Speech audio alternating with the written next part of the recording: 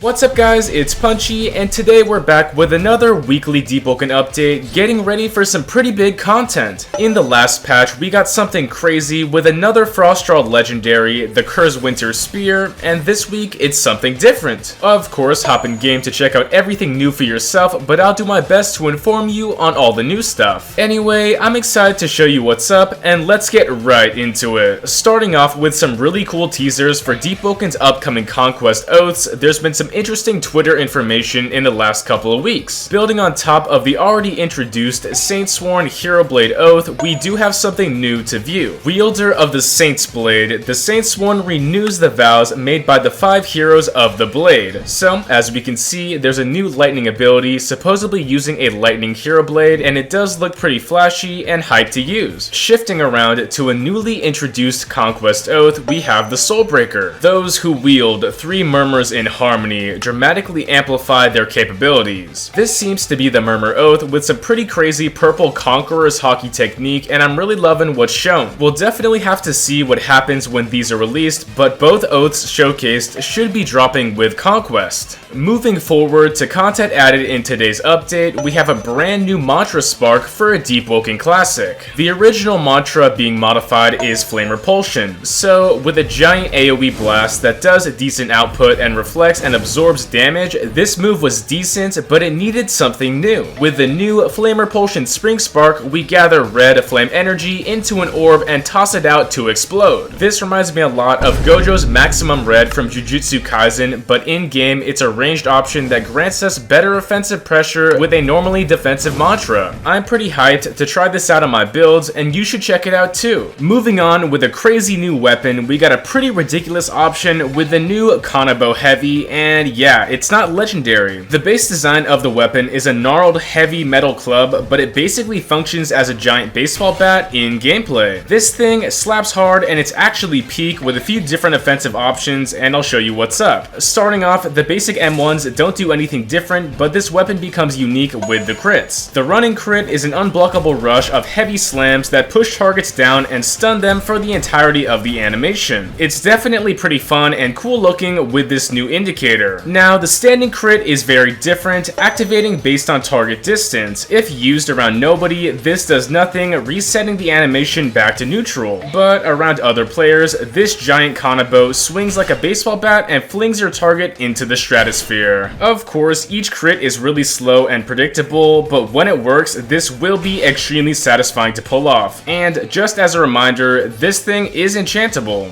The KANABO drops from Maestro, so check it out. Also added in this update is basically a joke talent. We have the charisma option. You'll need to get past me. This talent spawns an NPC when you're hit to defend you in player combat, and that's it. Alongside all of this, we actually have some really big updates to overall convenience and build making. Found inside the Hive Aratel, Rework is an NPC that you probably needed to talk to many times on many builds. He's the guy who allows us to upgrade attunementless mantras by simply collecting a few soul-infused flowers, but now in this current update, you only have to do this quest once on any account. This is pretty awesome and saves a lot of time because all you gotta do is collect the flowers once on a single slot, and now you have that upgrade universally on all of your other slots. Besides that, the talent Bodyguard Detail has partially become a base kit mechanic for every single Deepwoken build. In this update, guards will attack players that hit allied people as long as their rep isn't too much lower than the attacker. This is cool, and maybe it makes bases a bit more safe, but I do think it's pretty interesting. Fully reinforcing this idea, the diver base Castle Light has received defensive weapons to keep enemy players outside. By looking at Castle Light, you should notice cannons that target players with bad rep and shoot at them, which should prevent people from walking straight in and gripping others inside. I'm not gonna lie, I think it's kind of funny how fortified Castle Light is, but I guess it makes sense. Finalizing these overall changes, there has been a giant fix to many, if not all, mouse targeting moves. Many mouse targeting moves or teleport mantras are not supposed to track onto allies, and it was bugged for a very long time. But now in this update, there has been a fix to multiple auto-tracking moves, making it easier to pop out in a gank and I guess avoid your allies. Moving forward onto some balancing, there's a few large changes that I want to highlight. First off, with the Wither status, we actually received a pretty big buff. So in combat, Wither used to decay and and slowly run out on enemy health bars, but now it's been greatly reduced. Maybe in the future, this will make Wither's effect a bit more oppressive, but I'm happy to receive anything. Onto an interesting mantra, we have a large buff to Rising Flame. Its base damage, damage scaling with upgrades, and finally posture damage have all been buffed in the latest patch. So honestly, this mantra has been mid for a very long time, heavily relying on Meteor Slam and Burn for damage, but maybe this has changed. Another mantra got some similar changes with a sizable buff to the secondary part of Lightning Blade, Stormcaller Slash. After using this move normally, pressing F allows a Lightning Strike follow-up, which now received increased posture damage alongside reduced windup. I think it seems a lot better than before, and I do recommend trying it out. Moving forward onto something pretty surprising, we have a major bug fix to Froststraw's Frost Grab. So for a while now, Frost Grab was actually bypassing all forms of invincibility and straight up hitting through iframes. Luckily though, this is no longer the case, but maybe that's why this mantra stayed popular ever since its release. And with that being said, there's more to explore in today's Deepwoken patch, and you'll know when you see it. Anyway, make sure to check out Battle Royale this weekend to try out something new. Thanks so much for your continued support, and for even more exclusive update content like this, please like and subscribe. We're also approaching 90k subs, and let's get there. Again, thanks so much, it's punchin' time.